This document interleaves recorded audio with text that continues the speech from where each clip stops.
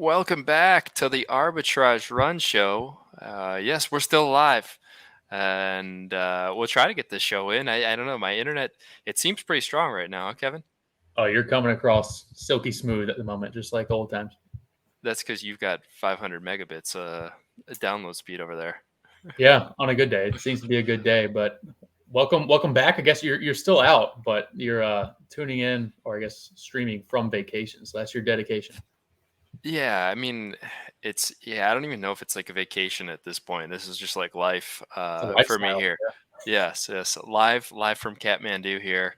It's like what time is it here? It's like 10:30 p.m. here, and it's what is it, like 12:45 p.m. for you there? Yeah, that was news to me. Like I had no idea time zones differed from like 1 hour increments. And I don't know if it's just Nepal or what. Maybe you could tell us if there's others. Maybe our listeners will know. Well, But I always thought it was just on the hour. no, I know that India is like a half hour. And so I think Nepal just wanted to be different than India. So they're like, just tack on another 15 minutes or something like that. Yeah. So, yeah, it's weird. It's weird. I can't get used to it. I still have no idea what time it's at home. Well, we uh, made it work. I know it's like super late for you and midday for me. So yeah, it's not too late. So this is now the Kathmandu show, and we'll mix in a little bit of DraftKings Rainmakers since the NFL season started yesterday for you. I guess it was like this morning for me. yep, uh, good game to get us yeah, warmed up. it was, yeah. No, we're still a ZED Run show. I got it's probably like 3 weeks ago.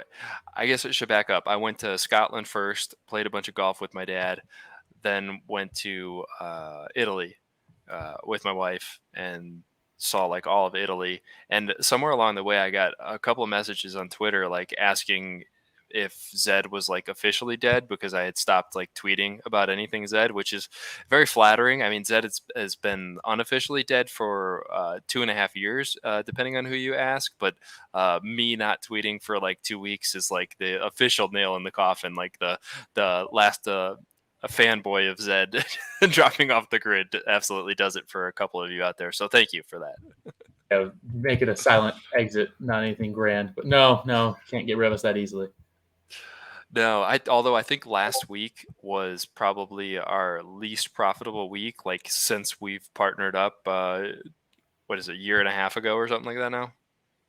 Probably it all comes down to tournaments these days, right? Like we had a nice hot streak of tournaments. I think we're making about an ETH a week, and yeah, we pretty much almost goose egged last week. So Yeah, we were due for it, but so yeah, enough about that. We're here to actually talk about the ZED Run news. So I'm going to be going on new adventure here in Nepal, to like the other side of Nepal into the Annapurna circuit, which I don't know what reception is going to be like, but I know I'm not going to be like bringing stuff with to stream. So I will be gone for probably like 3 weeks until you hear from us on stream again.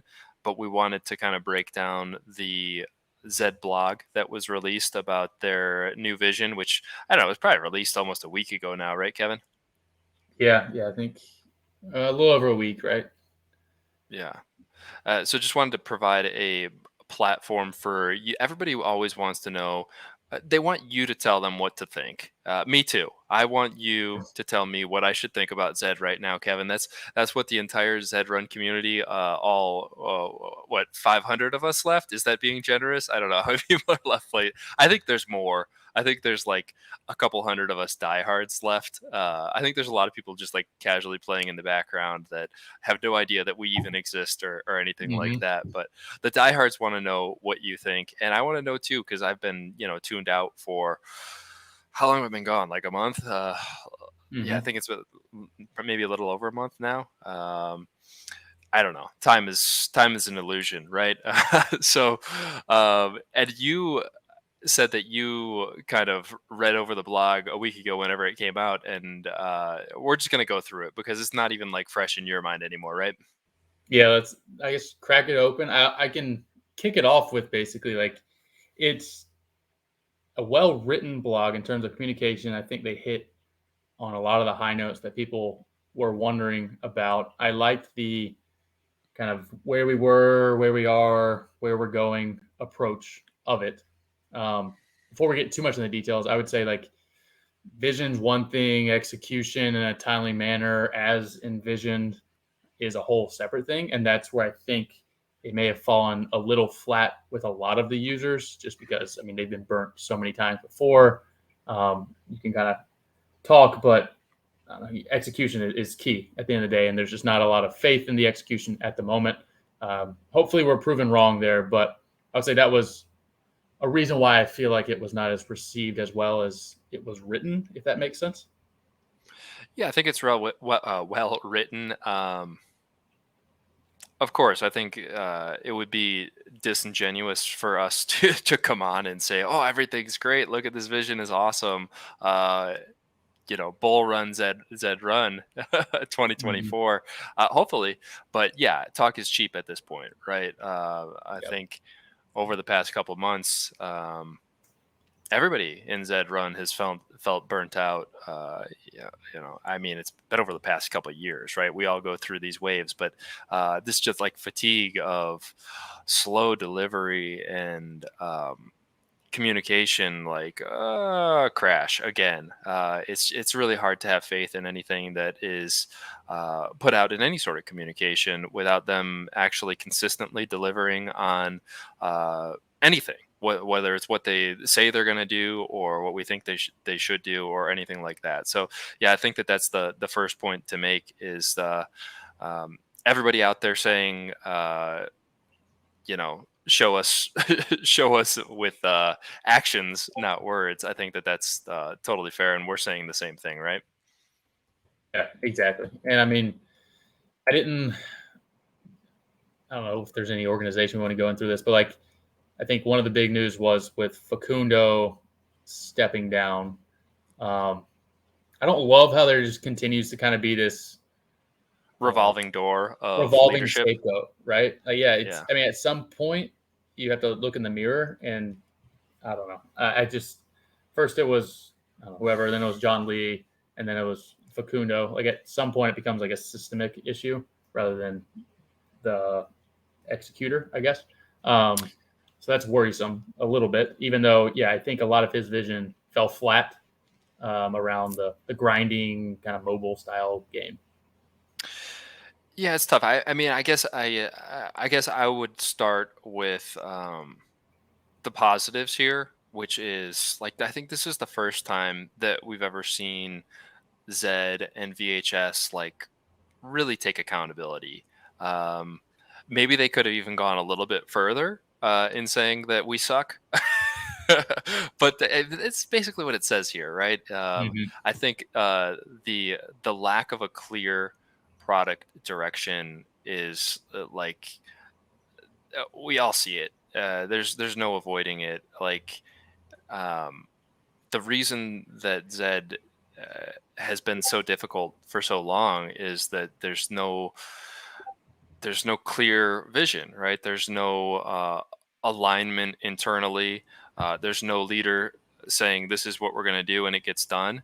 And so to throw Facundo as the scapegoat, right? Which I don't think that this is necessarily what it's doing. Maybe it's not saying it, but that's like kind of the undertone of it. I don't know. I don't think that's really fair because like he may have had from my point of view, he had a vision and whether we like the vision or not, I don't think he was ever given the reins, just like John Lee wasn't. Like, who the hell is running the show? Nobody really knows, right? And there's no face and there's no um, vision to be executed, right? He may have had a vision, but it's like we got bits and pieces of it, right? And it just felt like he was always handcuffed. And, uh, there's discussion in here about.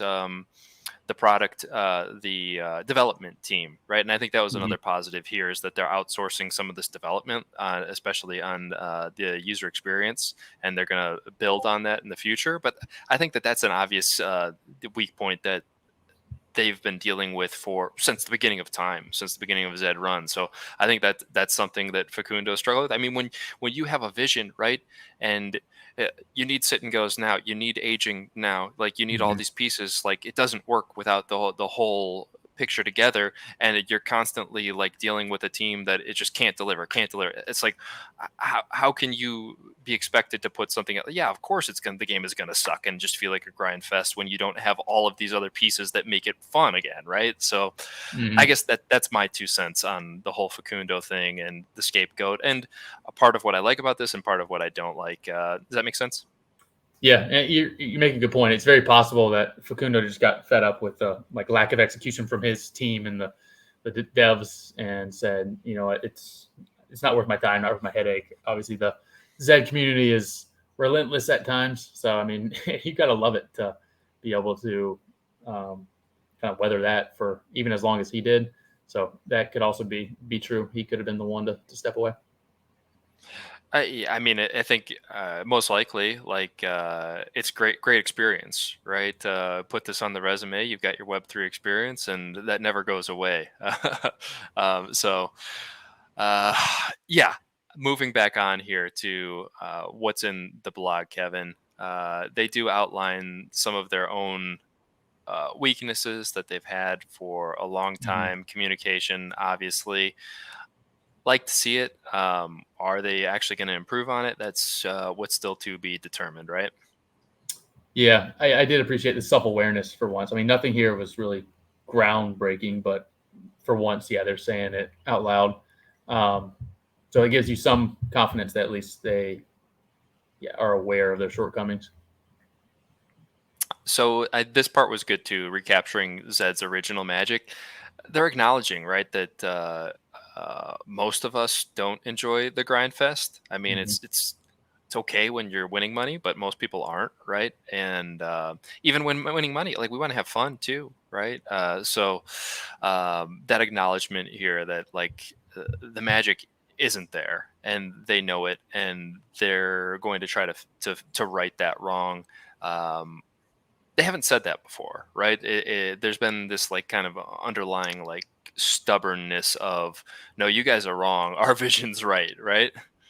Yeah, very much so. And that I think is really what set a lot of the OGs off.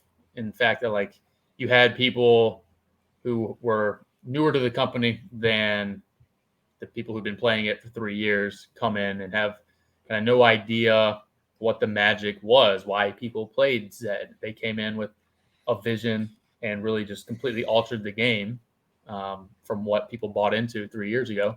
And then, yeah, it's kind of like, so like, why, I don't know, why A, and then like, why are you talking so confidently when like we are screaming at you the opposite? It's just very like insulting in a way, right? Because I mean, Zed would not be where they are if it weren't for all of these like minting of Z1s and like any of it really.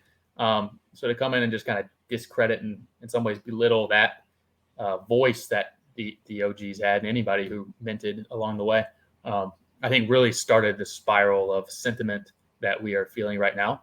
So to tie it back to this, I'm glad they're mentioning like the original Magic because it ain't there right now. There's flashes of it, but like anyone who's played this game a year ago or even 2 years ago, when the user experience sucked like from a site perspective, but the game, the breeding, the like community was so great, you put up with it because it was just that magical is a good word. Whereas now the UI and like the flow of the system works much better, but the game sucks in a lot of ways, especially grinding to where, yeah, it's just nobody wants to play it, or at least the group that originally wanted to play it is it's just a very different game than what a lot of people signed up for. Yeah. So moving on, building for you. Basically, they're saying that they're listening to the community. Great, right? Sit and goes is kind of the first step. I don't think there's anything else really of substance here in this paragraph. Building for you. Do you think? No, that's good fluff. Yeah.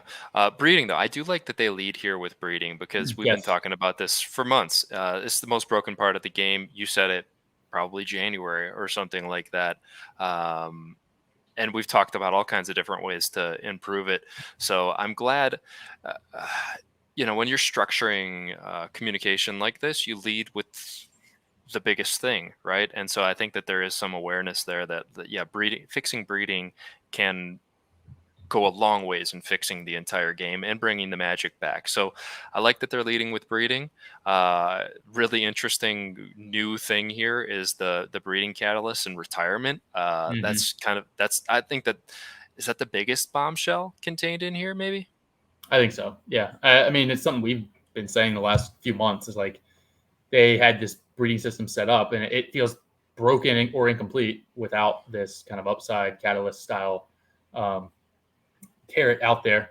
And they just, I don't know, we don't know why they turned it off after John Lee left, but I'm sure there was maybe some reason for it. But to hear that they're bringing back the upside seems to be interesting that it's going to be tied to retirement, it seems.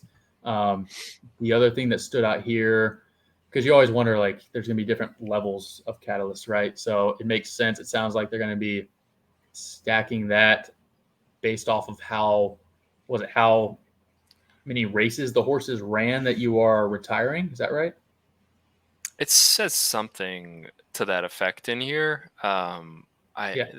I would So hope that it's more in depth than that, right? Like I would hope that there's it's not simply just number of races, right? Like if there's some level of achievement. that's exactly what I was thinking. Yeah, like if it's just that, then you're going to further reward the like mindless free grinding Grinders. that the XP farmers are doing right now, which has a place, I guess, in the current game. But it does feel like not all race entries are created equal. It makes sense, especially now where there's a rake, and unfortunately, seems like it might be here to stay for a while, at least at this level. It makes sense to reward the people keeping the game afloat with paid racing in this rake, right? So you hope it's more detailed than that. Apologies if they actually do mention that in here, but I didn't remember if they did. No, what it says here is that the retirement function will be based mainly on the age of the racehorse, how many races it's run since aging was implemented. The more you race your racehorse, the better the reward you will earn when it retires. However, you'll be able to retire a racehorse at any time in its life cycle after the Griffin stage if you want a shorter game experience loop. So yeah, it sounds like what we don't want here. Yep. I mean, it's better than nothing, but yeah, if you add a wrinkle, and of course maybe on launch it is a simplistic version and then they iterate from there, but yeah, if there was a tiers up for paid win percent, right, or number tournament wins, things like that, Right. right? Yeah, because you're never going like if you have a horse that can race freeze for 3 months and get to aging whatever 4 or whatever, and versus having a horse who can race paids now is like level 700 or whatever, you're just going to always retire the free farming horse. So it's not going to actually do anything in terms of getting like the best horses off the track. Maybe that's not the intention since aging will kind of do that eventually. But yeah, you're going to see all retired horses just be those free farming ones. And it doesn't feel like it feels like there should be another level to that. But I fully expect it to be the simple version, and then hopefully we can iterate from there. Yeah, I mean, I understand that mindset of getting the minimum viable product out, right, and show that proof of concept and then improve on it from there. Okay. Mm-hmm. I also like communicating what the longer term vision is and time frame on that. And I think that that's one thing that this whole vision map is missing is concrete time frames, which makes you feel a little bit uneasy about it, right? Yeah, especially with the reputation. I guess the one hope there is they have new team coming in, new developers. Maybe they're just skeptical.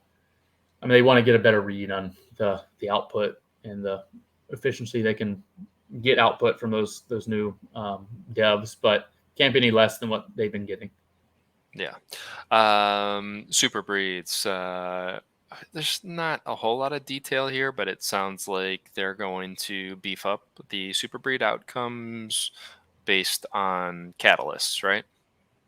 Sounds like, and it sounds like it's going to be like that is the new power creep. It sounds like where super breeds are going to get beefed up. They're going to have a better chance, I think, at breeding super breeds, and it's kind of all flow from there. So I think a much needed value boost to super breeds because does feel very underwhelming in the current state. Yeah, I don't know that it says. I guess it would naturally have to be more frequent or more probability of super breeds, but it doesn't really say. It's very kind of like wishy-washy, at least to me, the way that I read this. But yeah, we've Yeah. been saying it for a while, right? Super breeds are like just way too uncommon, Mm-hmm. Yep. at least in the current with the current user base, right? The small size of the user base. If it grows, maybe these numbers make more sense, right? Yeah, either it has to be like a very, very extremely outlier of an outcome if it's super rare, or make it happen more frequently at the like level outcome it's happening at right now, right? Like you don't want a an underwhelming rare feature in the game, right? You want something that Yeah, is like game breaking and like super, super rare, or something that happens more frequently that is like a slight advantage. That's the or problem with both. it right now. Yeah, or Or both, both. yeah. Why not? And maybe Yeah, that's what give they're us doing with both. the catalysts. Yeah, yeah. Hopefully, yeah, because there's different tiers. Yeah, yeah. Sure. Genesis, I like this here, right? Giving Genesis preferential treatment with all of this, right? So their ability to produce super breeds, Catalyst benefiting Genesis horses more, right? All sounds great. Yeah, and I know this is in the context of breeding, but one thing I thought we were going to see in this that we didn't was a more like just rewarding Genesis holders. Now you have this fairly functioning ZED token, right? It has utility. It's only going to have more utility as you have to use that to get into sit and goes. It would have been a good way to kind of give a kickback to Genesis holders, right? Restore some of that value that was promised years ago in minting. I like that they're adding some value from the breeding side, super breed side. It would just be nice to have another stream of value to those, especially as they become less and less relevant on the track. Agreed. Hopefully, it's something that's coming. I mean, we can jump forward and then circle back, but there is a section about rewards here, and there's no mention of that, right? Exactly. Which Yep. is that's unfortunate. But yes, going back, still a positive that they are thinking about Genesis. We all want that as Genesis holders. In-house breeding discount. This sounds good, right? And I think we've said this several times. This is an easy what like we know that breeding fees are too high and there's some whatever tech debt issues or contract issues in being able to lower the cost of uh, all of it, I guess, but specifically the lower breed types, legendaries, exclusives, like they're all just way too expensive to breed. So if they increase that breeding discount in house, at least it makes our ability to breed our own horses easier, right? Yeah, that's exactly right. There's just like the game right now, breeding right now is very dependent on like breed type and the pricing structure for floors, where everything's pretty much floor. It effectively prices out like breeding Nakamotos that aren't Genesis. And even then, it's hard. Yeah. Like you have to be breeding with the best in the game to make it worthwhile. Right now is the reality. I mean, like our second tier, it's like even in house, it's like Hmm. maybe. Yeah. So, but I do think the fees still need to be lowered, even out of house, right? Yeah. I think if you're going to have racing fees this high, you need to give back some on the breeding or vice versa. Like they're just both, it seems, at kind of the ceiling of where they can be. Yeah. Still a positive that this is changing. Racing fees sounds like they're not changing them, which I don't know. I think we don't love, right? We'd like to see the 10% lowered still. Yeah. I really thought, I mean, like, I don't have the numbers in front of me, but I mean, it feels like paid racing is down quite a bit, obviously from pre rake times. And I imagine if they had a threshold, like we had to be dangerously close to like the threshold of pressing the panic button from their side. So I kind of thought that it would eclipse that threshold, and there would be some middle ground of like, okay, 5% rake instead of 10, or more going to, like, instead of Zed getting X% and the X% going back into the fund, I figured it might swing a little more towards prize pools. But yeah, I mean, they haven't budged yet. I'd be curious like what metrics they're looking at, and I guess they. Well, I'm just a little surprised that there's not an update on racing fees here. Yeah, agree. But they reiterate, sustaining sustaining and growing the treasury. So I don't know. We'll see. I guess I would like to hear. That's one of the improvements we'd like to see in communications, right? You talk about improving communications, but there's not really any detail. Like, what are you looking at here with Yeah, racing fees? Like, how are you justifying this? Like, what? Yeah, like you said, what are the metrics? Um, it's a bunch of buzzwords like in that section, which mhm. typically is how you communicate things when it's not good news. It's just like you throw a bunch of sound good terms without a ton of detail, and then hope it's just glossed over. Yeah, where's the transparency? That's what we want. Um, the maiden here. I don't know that there's not a whole lot here. Kind of justifying the reduction of maidens to weekly now, right? And then talking about how they're going to utilize sit and goes for maidens. Mm-hmm. Yeah, I mean, this is basically saying we're not changing much, but here's how Maiden's going to work in the new breeding system and sit and go era. Hmm. Casual versus competitive racing. What's your takeaway here from this section, Kevin? I don't really remember this section to be quite honest, so we can do it live. Um, let's see. Sit and I goes think with the competitive, right? Well, I think generally the gist is trying to provide something for everyone, right? Diehards that want to grind can play that way, and more Mm-hmm. casuals can play another way. So I think sit and goes could fall into both, right? I think it provides a little bit more casual Yeah, kind of ability. depends Yeah. on the buy-in slash the segment, I guess, how they're doing it. I mean, it's always going to be hard to play in this current environment as a casual unless you're just okay with being negative EV, which I mean, if the game's fun enough, you will be if the like spectacle is big enough. Or I guess they could have really strict like level bands as it's currently set up, where everybody's just pretty much flipping the same coin. Um, so I'd be curious to see like in more detail how they develop that. I do like the UI. I think the little visual they have looks improved on what we're currently sitting at. Um, I, I'm interested to see how the sit and goes, which should be coming out. I don't know, sometime this month. You would assume how that all looks on the site and if it actually functions as well as it looks here. It does look nice. I mean,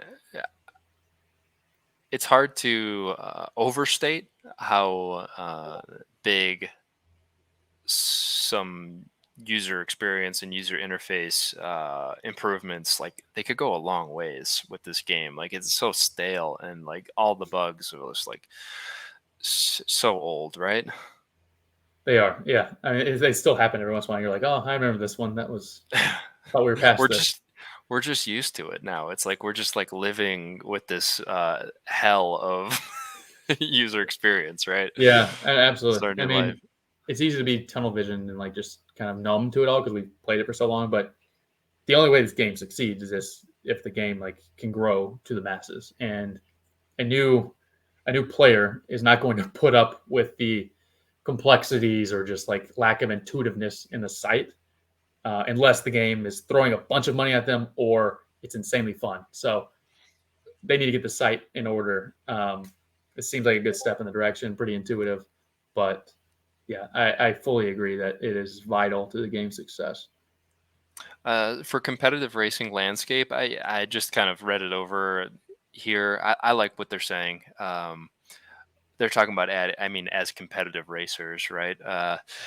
Talking about adding kind of more wrinkles to it. There's a mention here of monthly events. Mm-hmm. Maybe read that as seasons, right? Something that we've all wanted for a long time. This kind of progression, creating this journey of a horse's life, right?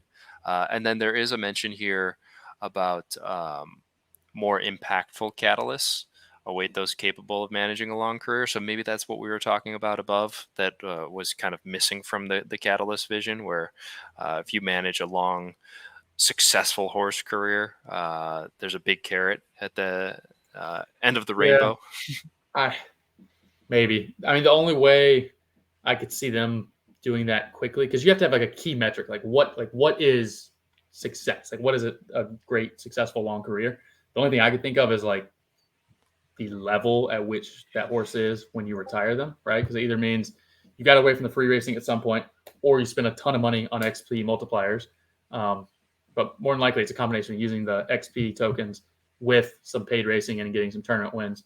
And that to me is like a successful career. So my hope there is, yeah, it's not just, oh, you reached aging 5. No, it's like you did that, but then you also are in this level bracket, or you got to level 700. That's going to get you this, because nobody's going to retire a 700 horse unless there is a big carrot at the other end. And that could be a lot of fun, right? Like there's going to be a lot of 700 horses that are just double up, or they're just a very common 700, if that's a thing. And it'd be fun to kind of reset the journey with a big, like loaded lotto ticket that you could funnel into your favorite breeding pair. Like that is where the fun starts to come back with these catalysts if they incentivize them correctly.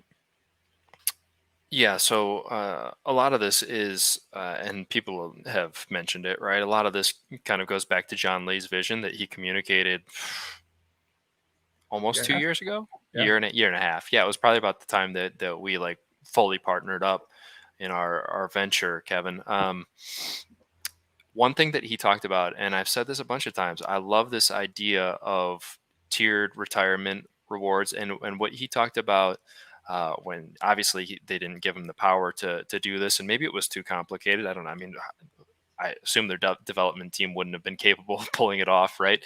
But having um, a certain number, limited number of retirement slots in each tier. So you've got your lowest tier catalyst, and let's just say, for instance, right, there's 10,000 retirement slots, and it's per month or something like that.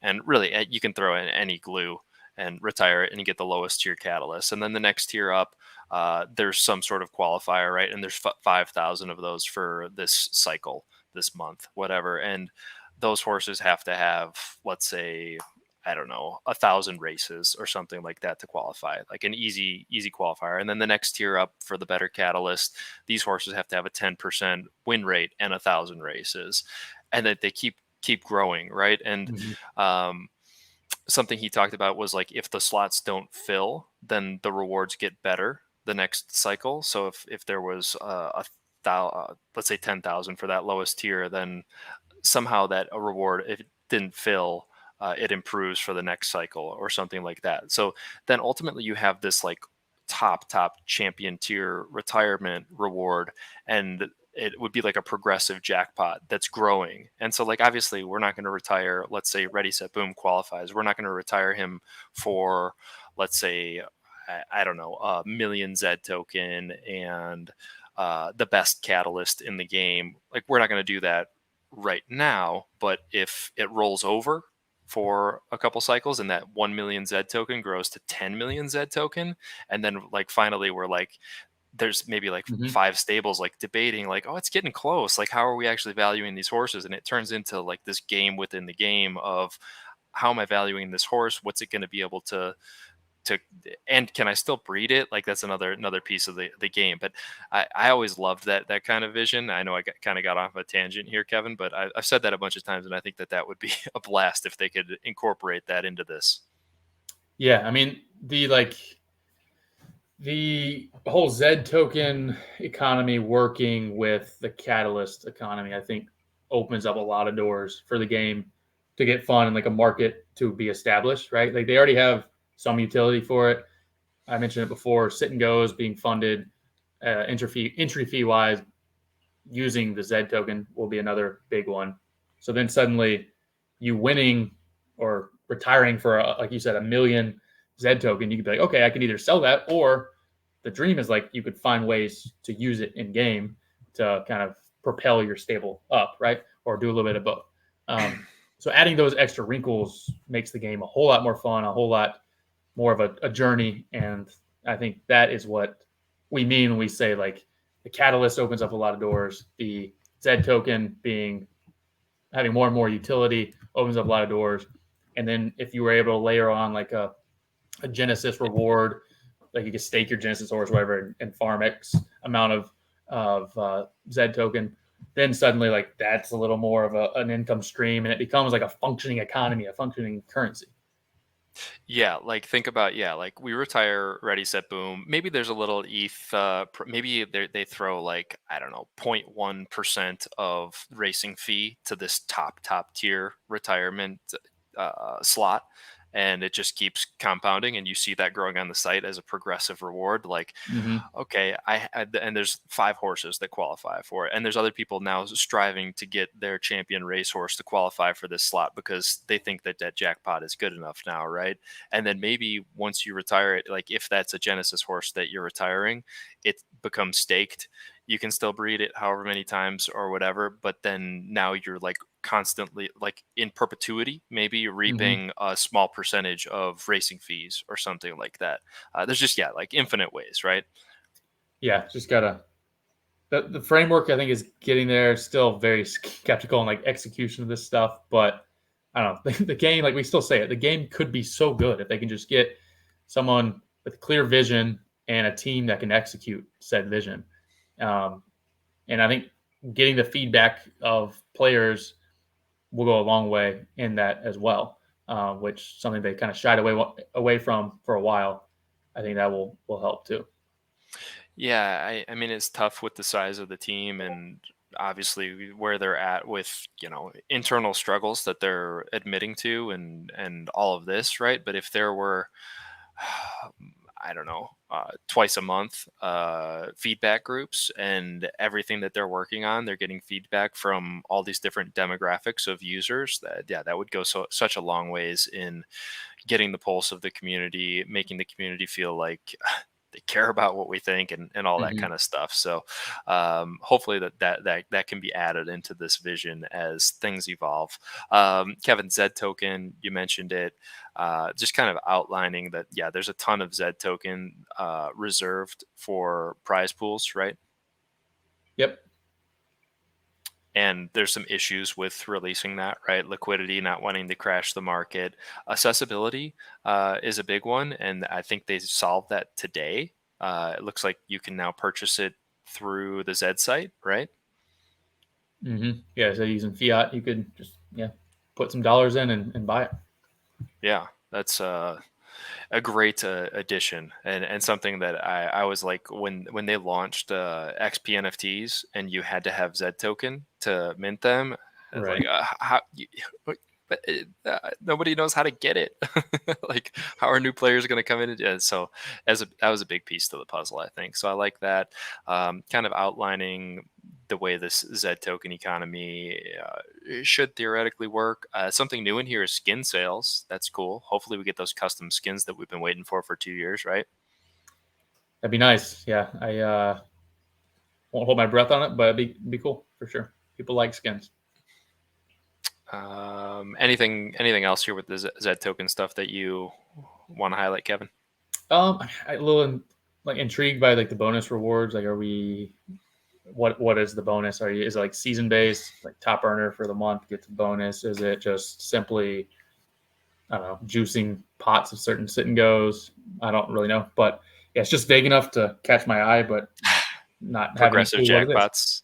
Yeah, Yeah. hopefully progressive and featured events. Sure, sounds great. No clue what it means. Good buzzwords. Hurdles to overcome. I think these are just Z token hurdles Yeah. and insufficient liquidity. We already mentioned that. Yeah, I think we've already covered that. Mm-hmm. Rewards. Breakdown on this, Kevin. We already talked about I it, think right? it's talking about you can basically have Bonus some new rewards. ways to incentivize. You have Z token as like a liquid currency. You have skins they can put in there. Um, I don't Nate. Did I read this right when they said like breeding catalyst could be a reward, or is it more like that's just a wrinkle to make racing more fun? It's really. not super clear, right? It says with craftable, purchasable, and sellable rewards, the ecosystem will be varied and diverse. So I guess they're talking about maybe they mean, yeah. I'm not sure. Yeah, it feels. I They're mean, like, why not make it a reward currency? Right? If it's a breeding catalyst, you can get them either by retiring your horse X amount, but like make it a jackpot or something, right? Like it has value, so why not use it to juice up some pots? right, and add that progressive jackpot that we've all been kind of clamoring for, and I do throw wonder, in like, that. how much of that is them just being like, just not wanting to do it because they can't, or they haven't thought of it, or somehow they haven't heard everybody yelling about it, or like legal issues around it. I'm always just a little curious around that because that's such an obvious addition. The fact that it's taken this long makes me wonder if there's just something we don't see. Well, I mean, look how long sit and goes have taken. So I just, yeah, I kind of default to that But it's they don't mention it. At least they mentioned sit and goes for a while. This has like not even on the radar. well, yeah. I mean, you don't want to start talking about something, just add it to the list of our demands, right, and our expectations when you haven't even delivered the thing that was supposed to be out. What, I 4 months ago, I five don't know. I months get ago? I some don't even comfort know at now. least like thinking we're on the same page, reading the same book, rather than like I don't know what you're working on. I know you're working on the same thing you've been working on for 8 months. So I don't know. Agree, disagree. I'd rather just like at least know what's on their radar. Yeah. Well, I think it goes back to the top here where lack of vision, right? Lack True. of Yeah. clear product. Yeah. It's like you don't want to just start saying all this shit when you're trying to get on the same page as a team and actually Mhm. have that clear vision, right? So like you throw a bunch of shit into the pot and then you throw that pot out over and over and over again, right? So I don't Yep. know. I'm with you. I am with you, but trying to rationalize like where we're at and why. Yep.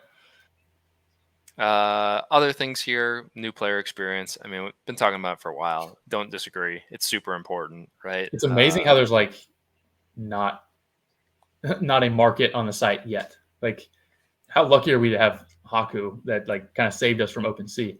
But it's just insane how it's been 3+ years and there's not a resale market on the site. There's not like a what is it a female stud barn as well.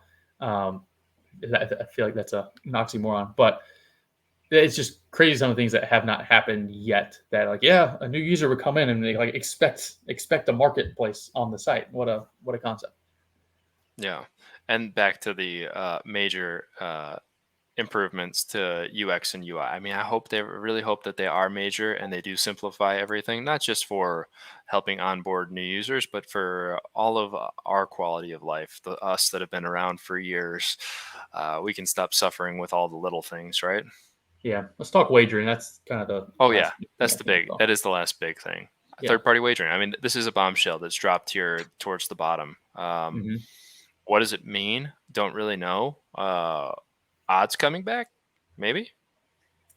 I mean, yeah, that'd be cool. They're kind of already back based off of, like people figuring out the algo effectively on like once you have enough sample. But so it could be as simple as like what some of the other sites are doing already. But yeah, I mean, it's exciting for them to kind of officially announce that, and because that is something that the old Zed user really like love doing, right? Like the DJ and all of us, even if you don't have a horse, it's fun to be in there, right? Like when we stream and we have big events, there's always people in there who don't have a vested interest necessarily in like the actual horse, but as soon as you give an option to wager, um, the interest just spikes way up. Yeah, I mean, you talk about us essentially having odds, but we don't. I mean, we have to. How many times do we have to race a horse to get realistic odds? And then you have to count on all the other horses in the race having a sample too. So, if there were third party wagering, and if that third party wagering used real data to, hopefully not the odds that we used to have, right, and that level of accuracy, but if it spit out Griffin actual odds, right?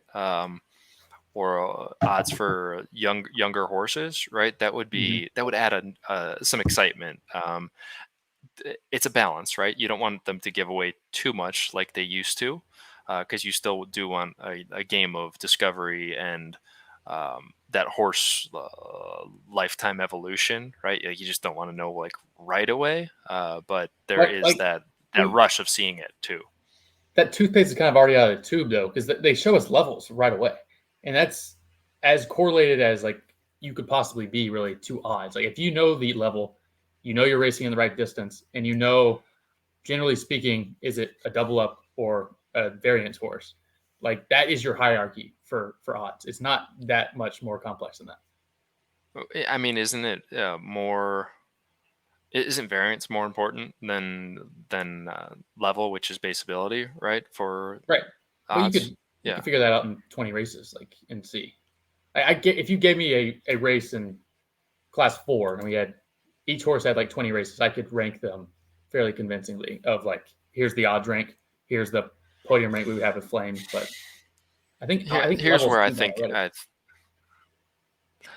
I think you're thinking about yourself and how much you know about the game, right? Yeah. And your experience. That's not how many people are on your level, right? So if we're talking about the experience of more casual players, newer players to the game, or even the bottom half of the current user base, uh, eh, which probably falls into the more casual, right? Like they they wouldn't know what the hell you're talking about right now. And there's so much you have to learn to get to that point that you're at. So I think this third party wagering, if it provided just an odds number that is whatever level of accuracy and based on some sort of real data, that provides a rush to more casual players, new users, and brings back that kind of magic without having to know everything that you know, which is almost impossible for most people. Yeah, I think odds with level is like the total easy button this game could go. Like I feel like I would prefer odds no level as like the number one. I agree. I think that's the like the serotonin boost of odds is so much better than like rolling up 500. Um, just because there's unknown around like, oh, how good could this really be? Like when you roll a 500, I don't care who you are. If you like, you kind of realize like, okay, that's where I sit, and I'll just be racing against other 500s. But if there was no level, and you could just see odds like the old game, that's where I think there is a lot more unknown. And I don't know. I think horse racing and odds go hand in hand. It makes sense for there to be odds. Yeah, I think I know we got to wrap it up here, Kevin. Last thing in here that I think is worth mentioning is the 3D racing improvements. That's awesome. Would love to see that. No real time frame on it, but show me again. But yes, you're talking about the levels, and I think that let's say we get all of this stuff right, and they execute it perfectly. I think the last thing that you keep identifying that is still left to figure out, and it's a huge puzzle now that, like you said, the toothpaste is out of the bottle. uh, the psychological showing of the level is very Mhm. difficult to overcome, even with all of this stuff executed perfectly. It's something that is going to need to be addressed, in our opinion, at some point, right, to make this game really successful. How that's done, you've got some ideas, and I think that that's a whole different show, right? Mhm. But it's probably something that we think will need to be addressed, right? Yeah. So that's a hang of a teaser for before we leave for 2 or 3 weeks. But that October. should be an episode in the future because we have some ideas. I don't know if they're gonna be implementable or not. But yeah, I mean the update that they provided here I think was solid. I'm not holding my breath in terms of a lot of the execution, right? Like 3D racing improvements. We heard that at the New York event over a year ago. So skeptical to say the least, but at least we have an idea on a lot of things of where they're headed. And I think it is a much better direction than we were, say, 3 6 months ago. But now they just need to execute. Right. I mean, one more positive to leave it on a positive note. I mean, when majority of I say 99% of the criticism that I saw in my limited time on social media after this was released was basically that we don't believe what you're saying. Not the actual content isn't good, right? Right. Just that we can't trust anything that you're saying, which is totally fair. And I think that they know that. But at least the what was in there was presented well, for the most Mhm. part, well thought out. I think we all appreciate that. Now show us and get it done. So, Kevin, we'll sign off here. It was great to see your face and actually have a conversation with you, since we've just been going back and forth on Discord the couple hours that we're awake together. We will do Legends League Season 2 when I return in October. It'll probably be, I don't know, let's shoot maybe second week in October. We can probably get everything set up by then. We've got our field. So, yeah, stay tuned for that. And best of luck to everyone out there in Zed Run. Hang in there, and hopefully there's some brighter days ahead, right, Kevin? That's right. Good to see you, Donkey. Have a good one. You too. Go follow Kevin out on Twitter at Arbitrage.Run. I'm at Zed Diamond Hands. Subscribe to our show, and we'll catch you in October. Later, guys.